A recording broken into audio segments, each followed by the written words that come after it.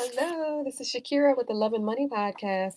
So I'm going to go over 8 money moves for the year 2020 as we close out the year. This year is it's been quite an experience with COVID and everything, but we're still blessed. You're still watching the videos. So number one, review your required minimum distribution. So once you reach a certain age, you are required to take money out of your accounts. Generally, if you are married, it comes to around $80,000 a year. Now, with the CARES Act this year, the CARES Act, Congress has passed a law stating that you are allowed to skip the required minimum distribution. So this year, because of COVID, you are not required to take money out of your accounts. Now, this does not apply to people who are still relatively young. This is for the experienced people who are required to take a minimum distribution amount. So, number one, review your required minimum distribution. Decide if you're going to skip that because the CARES Act allows you to skip it this year, or decide if you're going to take the money out even though it is not required. Um, it's generally recommended that you keep the money in there if you don't need it to let it grow. On the other hand, some people recommend that you take it out because you're paying lower tax versus keeping it in there and paying higher taxes in future years. Number two, open a Roth individual IRA account. If you don't have an IRA already, open that Roth IRA and let your money grow for you.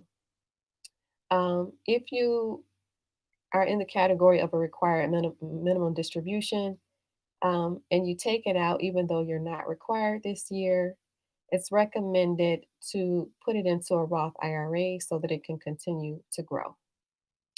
Number three, fund a health savings account. HSA, otherwise known as a health savings account, is another investment vehicle that people have. It's for people who have high premium health insurance plans. And if you are an individual, you can put away $3,550 a year. If you have a family, you can put away $7,100 a year. So HSA is another investment vehicle. And what happens with the HSA is that you don't pay taxes on it when you take it out if you use it for healthcare expenses. This is another investment vehicle.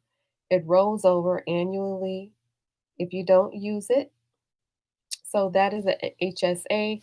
So considering getting an HSA account if you don't already have one. And if you don't currently have one, that's okay, just as long as you do at least one of the 8 money moves that I mentioned, and then you can gradually move up as your finances improve. They will improve in the future. So I'm just giving you the 8 money moves. You don't have to do everything at once. Just do one or two at the time is good, and then just gradually move up as your finances improve. Number four, invest monetary gifts into life insurance policies for your beneficiaries. If you have children or if there is someone that you're taking care of, um, make sure you get a life insurance policy. So, in the event of your death, if they are relying on you, they will have they will have money to fall back on because you got a life insurance policy for your beneficiary or anyone that you are taking care of. Okay, and then another money move to make is to take advantage of tax loss harvesting. And what tax loss harvesting is if you have stocks, for example, individual stocks, and you're noticing that they are losing money, tax loss harvesting is selling the stock that is losing money and writing that off. That's what tax loss harvesting is.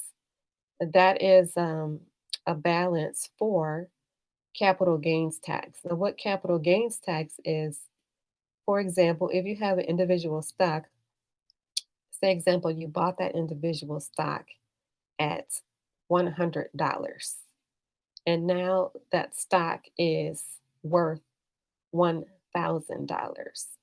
So that's a gain of $900 that you made. So if you were to sell that stock, you would pay taxes on that. And that's what's called capital gains tax. So tax loss harvesting is a way to balance the capital gains tax. Okay, it's not something necessary, but it is something that people do. They take advantage of tax harvesting.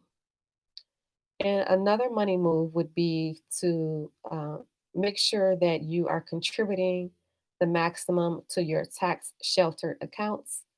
For example, 401k, they allow you to put away $19,500 a year. And then when you reach the age of 50, they allow you to increase that by an additional $6,000 a year. So you want to make sure that you are putting in the maximum amount of money for to your 401k or other tax sheltered accounts. And then another money move is to open a donor advised fund. A donor advised fund, it's something comparable to an irrevocable trust. Like when you put something in there, then you are not taking it out. That is a donor advised fund. And what a donor advised fund is, it's a charitable investment account. It allows you to donate to charities, but you're not just getting donating to charities, you are receiving something in return. And so what it allows you to do is if you are giving cash donations, it allows you to deduct up to 60% of your adjusted gross income and 30% of your gross income for securities and other appreciated assets. That is a donor advised fund. That is something that people are doing. And then another money move is to rebalance your portfolio. Make sure that you have the amount of stocks that you want, the amount of bonds that you want, or uh, yeah, just rebalance your portfolio and make sure that you want it to be balanced according to your desires. So, those are the money moves for 2020 as we come to an end. And like I said before, as long as you're doing one or two of them, that's fine. And as your finances get stronger, just take note of the other options that are out there, other things that you can be doing to improve your finances. So this is Shakira with the Love and Money podcast. So make sure that you hit the like button on your way out and hit the subscribe button. Thank you for listening.